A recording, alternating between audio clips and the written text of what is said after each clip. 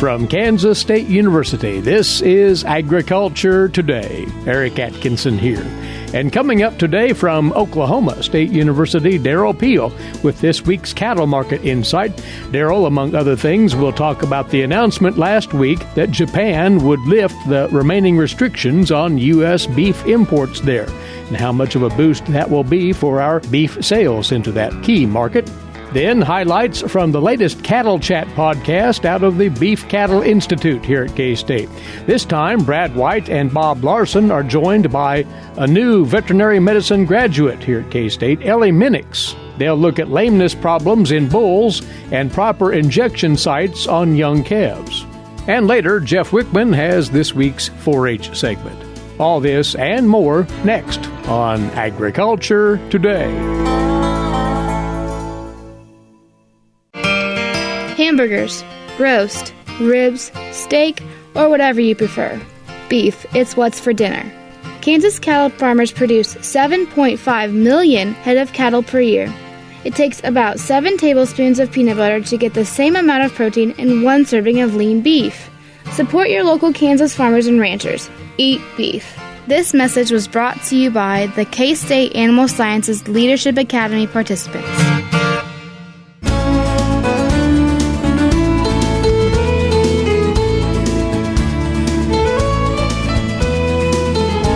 Thanks for listening in. You're tuned to the K-State Radio Network and Agriculture Today. Well, the cattle market got what has to be considered uplifting news late Friday regarding our beef business with Japan. And we'll get into that and many other market factors now as for our cattle market segment, we catch up once more with livestock economist Derrell of Oklahoma State University. But first, to the downside, the fed cattle trade had another rough run of it last week, Deryl, and one worries about how much more this market will give. Well, that's right. Part of it, in fact, I think the bulk of it probably is seasonal in nature. We did put in our peak in April. We're moving past that now, and we expect to see this a little bit. We had a nice strength in April. Actually, kind of a secondary peak in April that was really the result of the tail end of the weather effects in the fed cattle market, combined with the first round of summer buying for Memorial Day. Really happens in mid to late April. That's past us now. We've still had some wet, sloppy weather, which I think is probably impacting outdoor activities.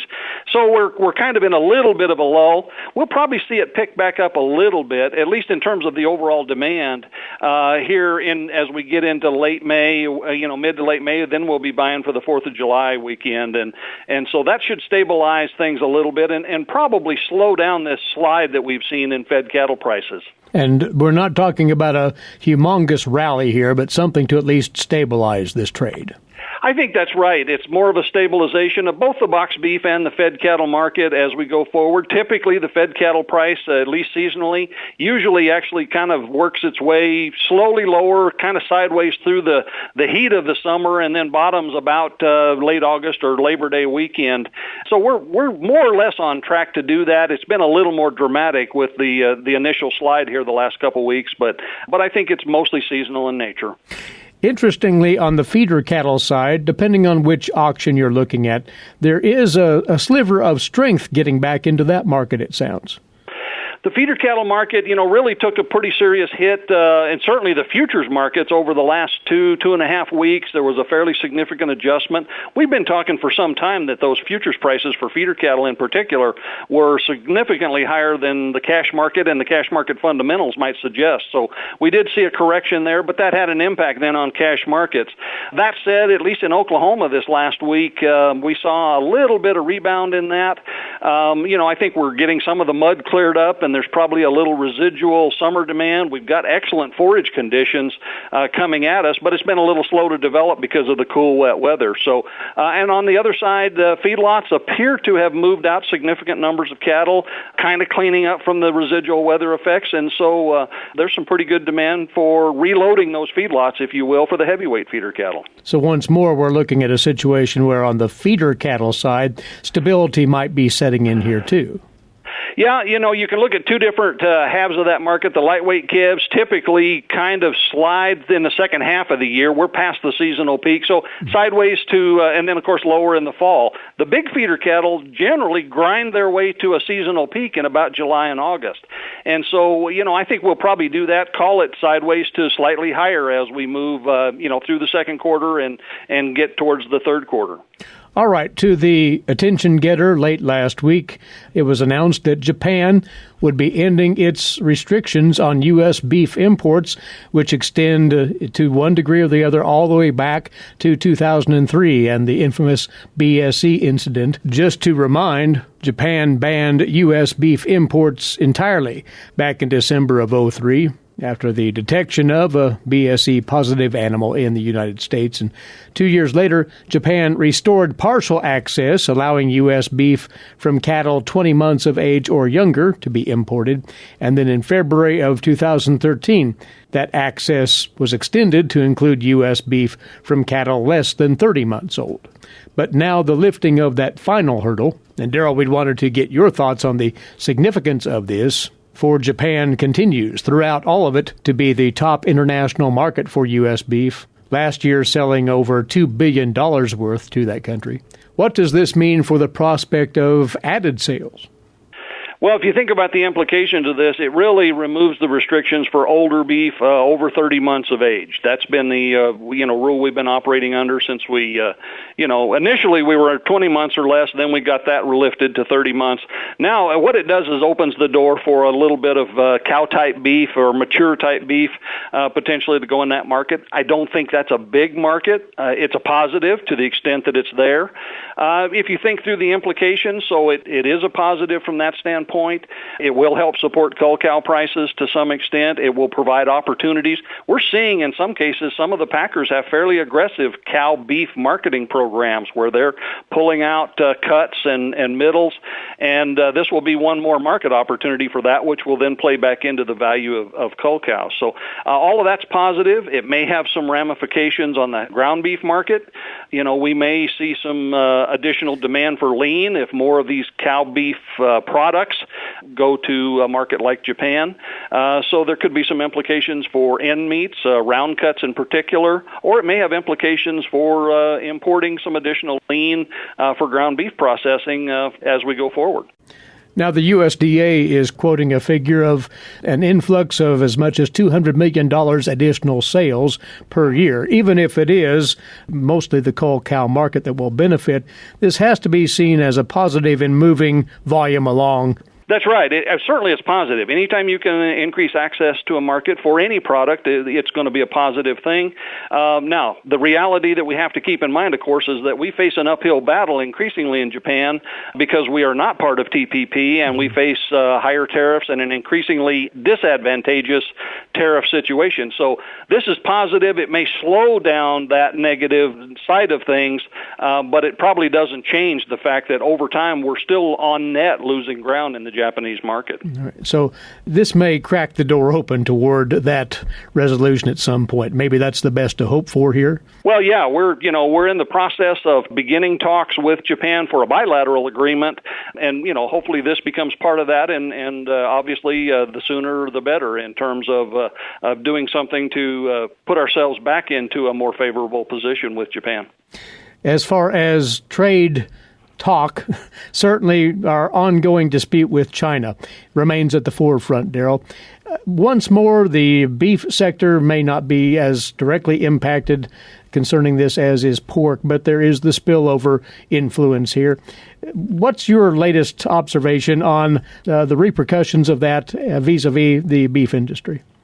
Well, I think the biggest way you would characterize the beef industry situation with respect to China is simply that it's just taking that much longer for us to attempt to grow into that market. We've had access now for, quite a few months. We've seen very limited direct imports into China of U.S. beef.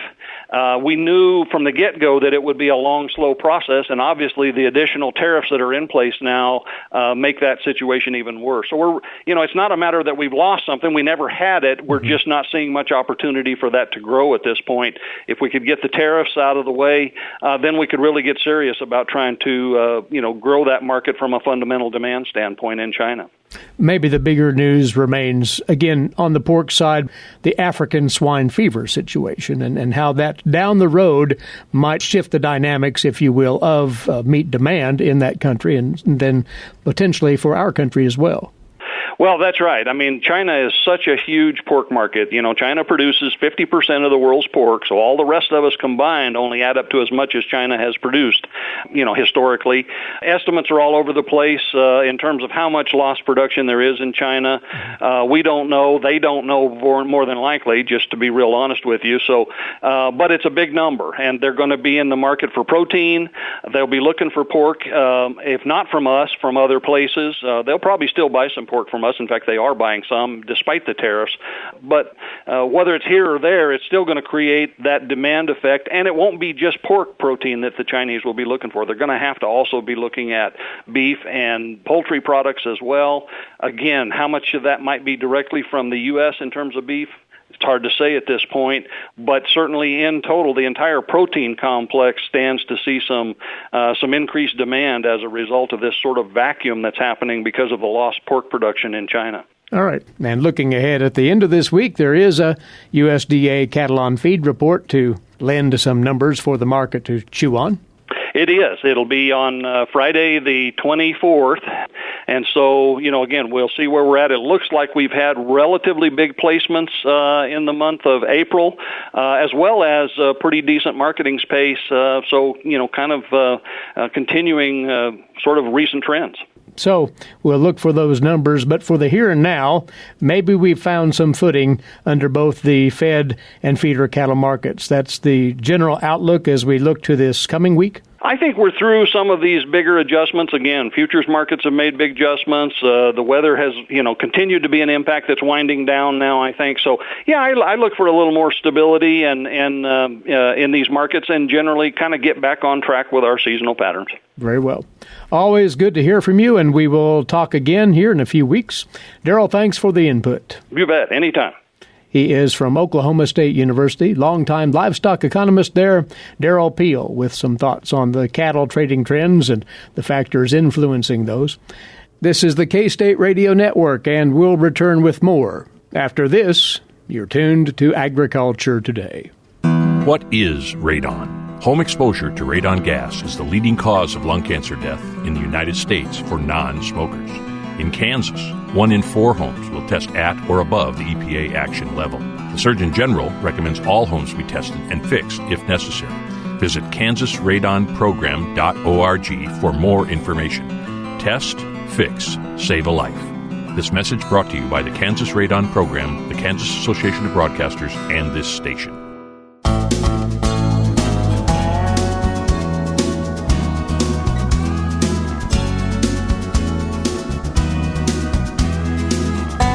You're tuned to Agriculture Today, and next up, highlights from another Cattle Chat podcast put together by the Beef Cattle Institute here at K-State, where the BCI team regularly gets together to tackle current topics in cattle health management.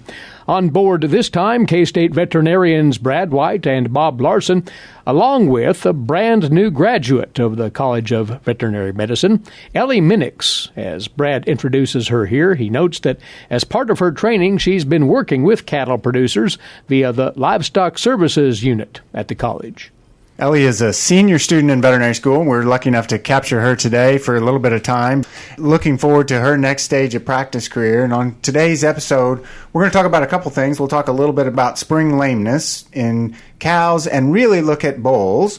We're also going to talk about working those spring calves and how do we manage those little calves, making sure that we get the procedures done in the right way. So tell us a little bit about where are you going and when do you start? I'm going to Miller Veterinary Clinic in Scott City, Kansas. My first day is actually May 28th, so coming up. But it's a mixed animal practice. They see a lot of beef cows, but a lot of small animal too, horses, sheep, goats, pigs, just about everything you could think of. And so that's in western Kansas, Yep. and so you'll be in a good practice area there. Yep. Are you excited about starting? Are you nervous? I'm super excited. That's where I did my externship here a few weeks ago, and it's really awesome, so I'm really excited to start. Yeah. One of the things that we wanted to talk about today, and as you've been on Livestock Services, Ellie. Yep. And Livestock Services, and as you go through veterinary school here at K-State, there's a few different times that you get exposure to food animal, and we have Livestock Services, which in-house, and then there's field service. One of the things that we've been seeing this spring and that you talked about was lamenesses, primarily in bulls. That's one of the things you've had coming in? Yeah, especially coming into the clinic where you have the good tilt table where you can get them up and actually look at all four of their feet. We've seen quite a few of those this spring. And so what kind of cases are you seeing this spring? So we said lameness in general, and most of them bulls, some cows, or? A few cows, mostly bulls, though. We're seeing a lot of corkscrew claws in those bulls, and then some sole abscesses, toe abscesses, sole ulcers, too. Okay. So quite a variety of things. Okay, so let's talk a little bit about those. So the corkscrew claw, tell me a little bit about that. Usually is there a foot in particular that's a problem? Could it be on any foot? What does it look like? A lot of times it's the hind feet, and a lot of times it's the outside claws, the lateral claws. And one bull we saw this week was exactly that, both outside claws on the hind feet. And his had gotten pretty bad, so they had curled, the outside of his hoof kind of curls around, and then underneath that extra hoof wall you get an ulcer. And that's pretty sensitive and makes them pretty lame usually. Because typically when they're walking on the edge of that sole, and then as that outside hoof wall, and you described it well, a corkscrew claw looks like it sounds. It looks like a corkscrew. Yeah. The outside hoof wall, which they normally don't walk on, turns up under the foot, which changes their walking pattern. They get some abscesses under there. Yep. And we see a couple of chronic ones that have mostly healed, but we got to get all of that cut out of there so that they're actually walking correctly on their foot and can allow what's underneath that hoof wall to heal. Yeah. Tell me a little bit about sole. You said sole abscesses was one of the other big ones you're seeing. What does that look like? A lot of the ones that we've been seeing now are a little bit more chronic, so there's not like a lot of pus in there, but it's mostly kind of thrushy or black material that's in there. And those ones, sometimes we see those in a little bit more fleshy bulls that have maybe been on a hotter ration, and they'll get some acidosis, and then that causes some white line disease and allows dirt and manure and stuff to get up in there and cause that sole abscess.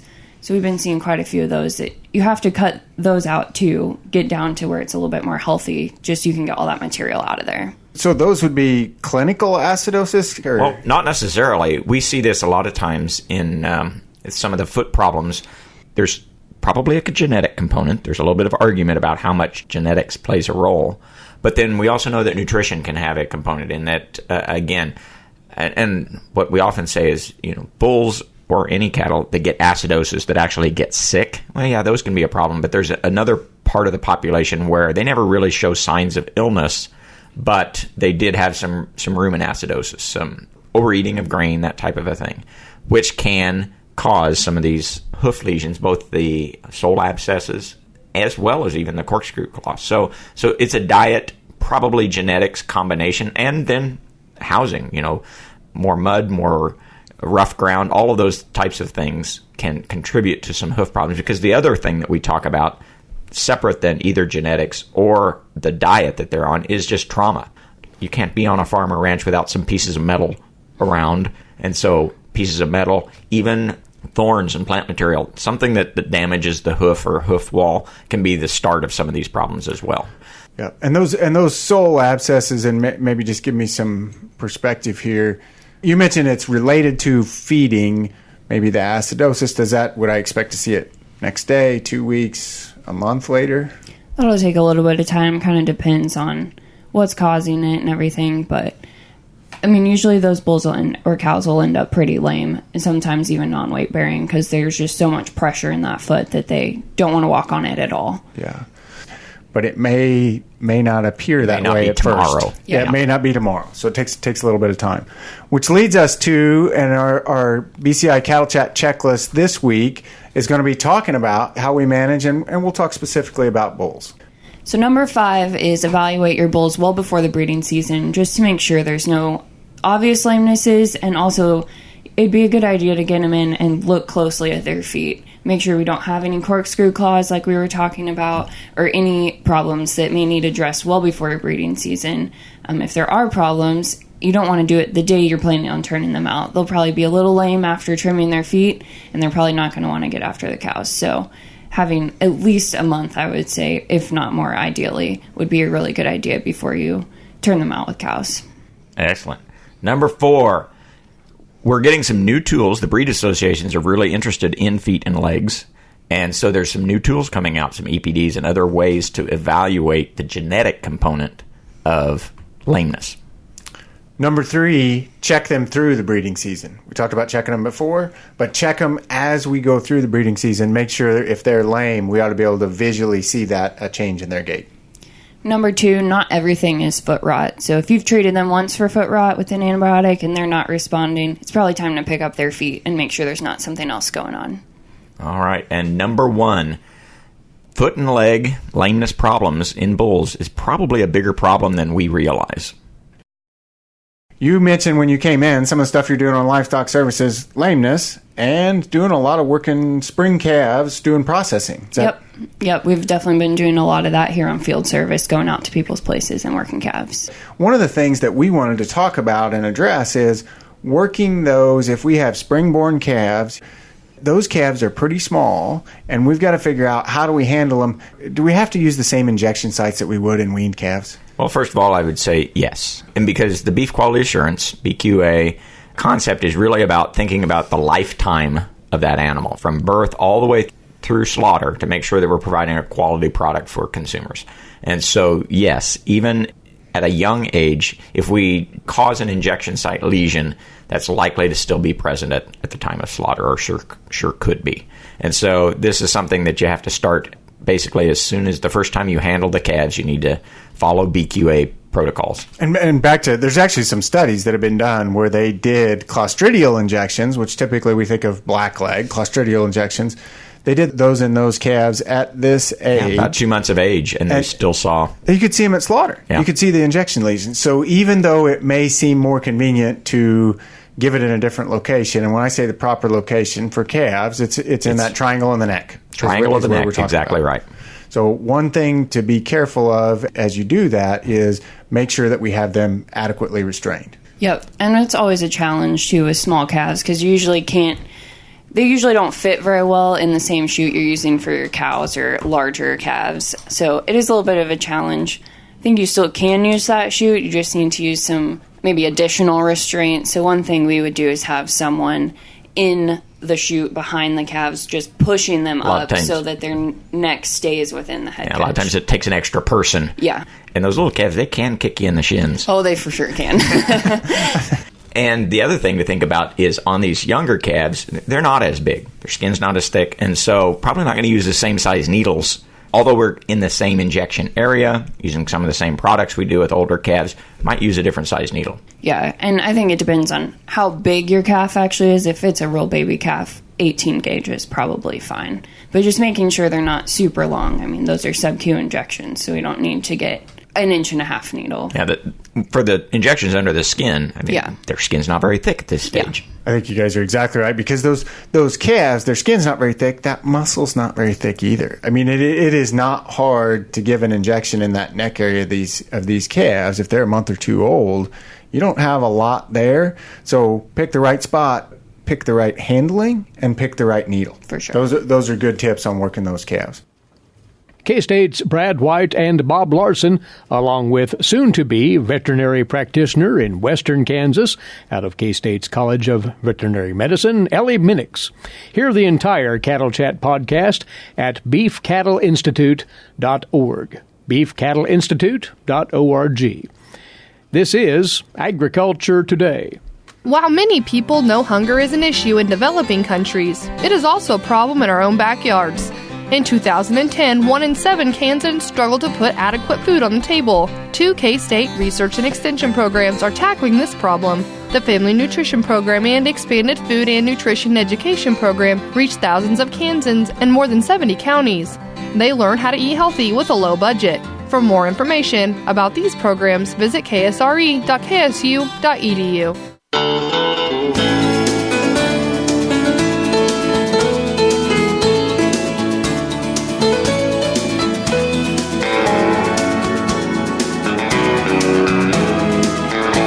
We're back now on Agriculture Today, coming to you from the campus of Kansas State University. Eric Atkinson here. Now today's agricultural news headlines in brief, courtesy in part of DTN. One of the main obstacles standing in the way of finalizing the U.S.-Mexico-Canada trade agreement has been removed. The Trump administration on Friday announced it will end the U.S. tariffs on steel and aluminum imported from Canada and Mexico. In return, those two countries have agreed to terminate all retaliatory tariffs. All sides have also agreed to end all pending litigation before the World Trade Organization. Now, back in April, Canada's ambassador to the U.S., David McNaughton, said that the USMCA could not be finalized without the U.S. removing the tariffs. Canada faces some time constraints on the agreement, McNaughton says, as the Canadian Parliament adjourns June the 15th to campaign and will not reconvene until after those elections in October. Here in the U.S., Congress is unable to act on the USMCA until the White House sends the text of the agreement to Capitol Hill. That text must be sent to Congress at least 30 days before a bill is formally introduced. Now, when that actual bill is introduced in the Senate Finance and House Ways and Means Committees, it could take up to 45 days to bring the bill to the floor of the respective chambers. Ways and Means must report a bill after 45 days are up, or it becomes automatically discharged. The House would then have a maximum of 15 days to vote on the bill. The Senate can take up to another 30 days to vote after the House if senators use their full allotted time. At this point, even if the Senate were to run lockstep with the House, the USMCA runs into the congressional August recess. Agriculture interest groups lauded the work of the three countries as an important move. U.S. dairy officials said in a news release they expect Mexico will drop retaliatory tariffs against U.S. dairy products, including duties as high as 25% on U.S. cheese exports into Mexico. Mexico is America's largest dairy customer, with $1.4 billion in sales last year. U.S. products accounted for 80% of Mexican dairy imports by value last year. The National Pork Producers Council said in a statement that Mexico's retaliatory tariffs on U.S. pork has cost producers in the U.S. about $12 per animal. The new trade mitigation package is being crafted at a different point in the growing season than the previous package, and one expert says the timing does in fact make a difference here, as we hear in this report from the USDA's Gary Crawford. What will the new trade aid package for agriculture include? How much money will it cost? How will the money be distributed? And when will the program be announced so we will know the answers to the first three questions? Undersecretary of Agriculture Bill Northey says it's hard to know this, but for sure, developing the package is a complex undertaking. First of all, we've got to study what the Chinese tariffs are going to impact. And this round's different than last round, so we have to understand that, and that analysis is being done. Secondly, he says the timing's different this time. When the last mitigation plan was announced, producers were nearing harvest season. This time, though, all of this is hitting during a delayed planting season. And Northey says one of our criteria is not to influence planting decisions by a trade mitigation pact. So whatever we end up doing, we want that to not influence decisions. So I would remind farmers, plant for the market. Don't plant for a package that's yet to be decided what it is. And, of course, the later the package is announced, the less chance of it influencing farmers' planting decisions. Gary Crawford, U.S. Department of Agriculture, Washington. And Deere & Company has lowered its profit and sales forecasts to reflect the slackening demand for tractors and planters, add these trade disputes and the bad weather combined to weigh on the incomes of U.S. producers. Further trade progress between the U.S. and China is becoming increasingly important. That's according to the president of Deere's financial services business, Corey Reed. The cold and wet weather in the Midwest delaying spring planting, of course, and raising questions about how much revenue producers will generate generate this year. The USDA estimating just 1/3 of the expected corn crop had been planted as of last week, compared with the 66% average for this time of the year. Deere said that African swine fever has decimated hog herds in China. That could also weigh on demand for U.S. grain, further undermining business for producers. Those problems are hurting demand for Deere equipment. Deere said it would reduce production of farm equipment this year to lower inventories at its dealerships. It expects about $3.3 billion in profit yet, and a 5% increase in equipment sales this year. That's down from the previous estimates for $3.6 billion in profit and a 7% rise in equipment sales in 2019. You're listening to Agriculture Today, and now on to this week's edition of Tree Tales with K-State forester Ryan Armbruster. Ryan? Heavy rains in much of Kansas have caused localized flooding in some areas this spring, and one of the results has been some concern over the impact to trees. There are three major concerns when it comes to trees and too much rain. First is the immediate destabilization of the tree that can be caused by saturated soils or soil erosion. Second is the deposition of significant amounts of silt on the root system. Third is the duration of the flooding. Trees that suddenly begin to lean or even fall over due to the force of high water and winds or soil erosion should be treated with caution as a hazard if they are near people or structures. An assessment by a certified arborist is likely justified, especially for large trees.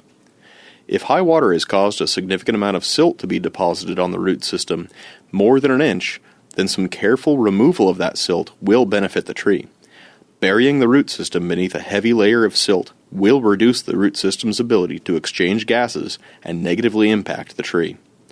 The duration of flooding or of saturated soils will have a direct impact on a tree's ability to recover. This is largely dependent on tree species. Most trees will recover from being inundated for less than a week, especially if the water is flowing instead of stagnant. Trees most sensitive to short-term flooding include redbud, walnut, mulberry, upland oaks, most pines and conifers like spruce and eastern red cedar. Honey locust, elm, birch, and lowland oaks are more tolerant, surviving even a few weeks of flooding in saturated soils. The most tolerant trees include typical riparian forest species such as maples, pecan, hackberry, persimmon, ash, sycamore, and cottonwood. Bald cypress and willow are perhaps the most tolerant of all. Regardless of species, though, some care must be taken to help trees maintain vigor and reduce stress after flooding. Almost all species will have some dieback of the root system due to lack of soil oxygen, reducing the tree's ability to take up water later in the season. So, supplemental irrigation in the hot, dry days of summer will help your trees continue to flourish after the flood. This is Ryan Armbruster, Forest Health and Conservation Forester with the Kansas Forest Service, and this has been another Tree Tale. Timely information there, Ryan. Many thanks. And this is Agriculture Today. Legal and financial concerns surround the day-to-day management of the agricultural industry. Producers, ag creditors, and USDA agencies rely on Kansas Agricultural Mediation Services. If you've received an adverse decision from the USDA or have an ag credit concern, call today, 800-321-3276, or visit us online, Kansas Agricultural Mediation Services, exploring options, generating solutions.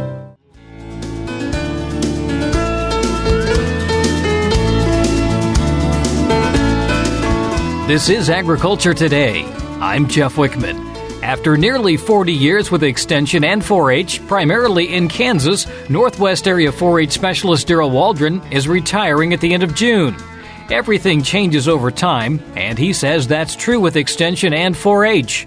Along the way, Deryl says he's learned some valuable life lessons. Deryl, maybe just a little background on your career. You started really back in 1981 in Kansas. I did. I started out as the agricultural agent and county director in Logan County in Oakley, and I spent about 3 years there as the ag agent as well as doing 4-H. From there I went to California, in Northern California in Butte County as a 4-H agent for 9 years. In 93, then I came back more this way to Colorado as the ag and 4-H agent in Boulder County, Colorado. That office is in Longmont. And then I spent a couple years in that time in Colorado, in Germany, working on the USDA Youth Development Project, getting to live and work out of Germany and working in Italy, Belgium, and the Netherlands. Came back to Colorado till 06. Then in 06, I came back to Kansas as the Northwest Area 4-H Youth Development Specialist based in Colby. So what kind of changes have you seen in Extension since the beginning? I guess one of the biggest changes would be just technology. When I started Extension in 81, we didn't have PCs because PCs didn't come out until 81. So everybody had a typewriter. When I started in Oakley,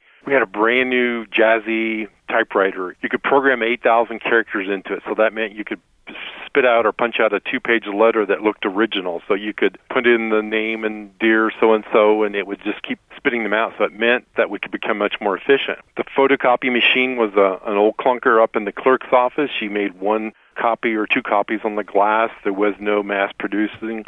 We still had the mimeograph machine to crank out the newsletters and things like that. No cell phones. You just had the old landline. We had 2 lines. We were uptown in Oakley. And, pretty quickly by the 90s, like mid and late 90s, cell phones came in and the computers, but in the beginning, computers were for the secretaries.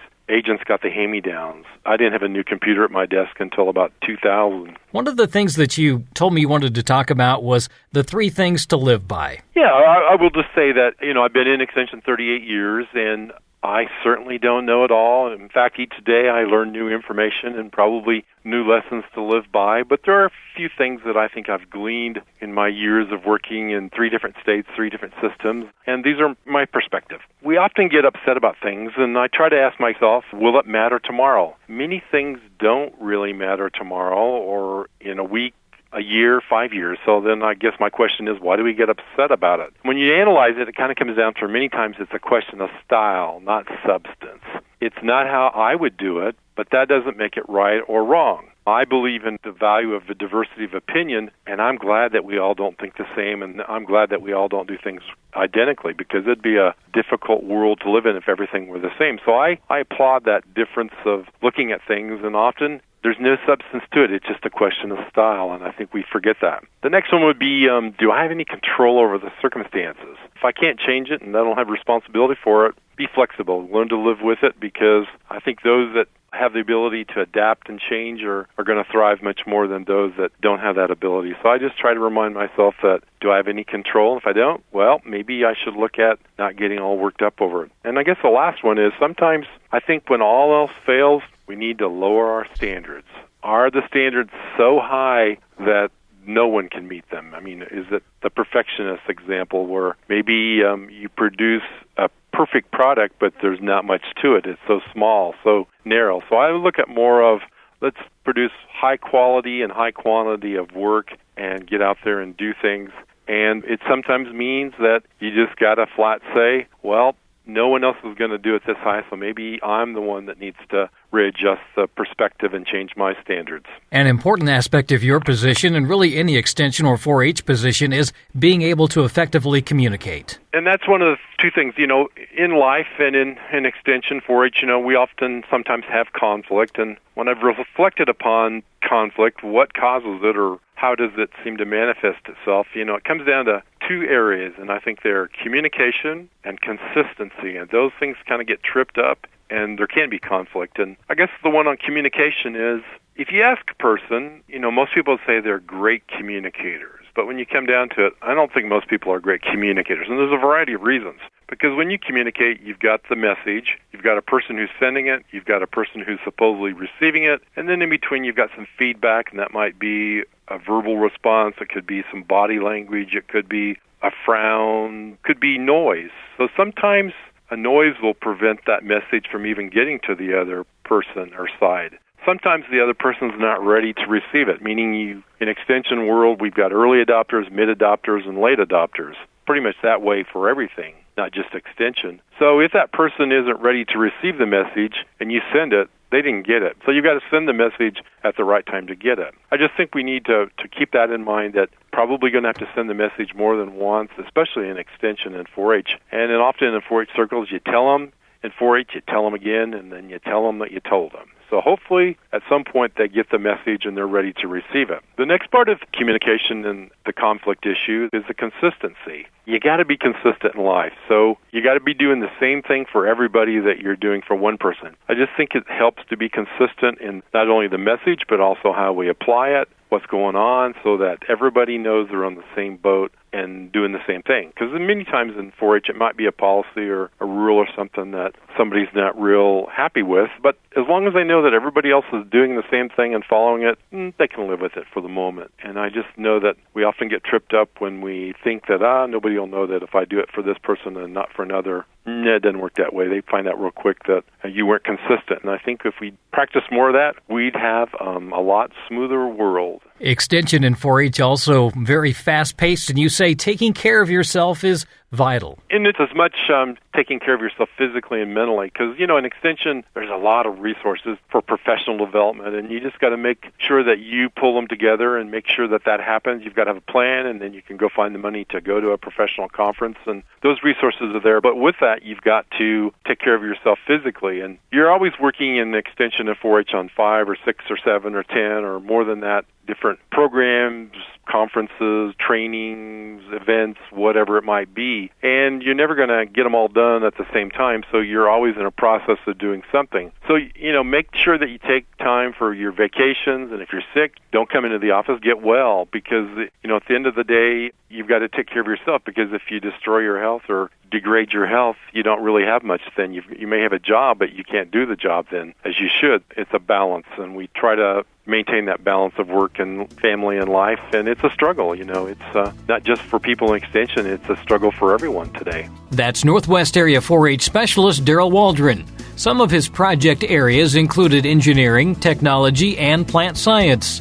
His last day in the Northwest Area office in Colby is June 28th. Along with Eric Atkinson, I'm Jeff Wickman. This is the K-State Radio Network.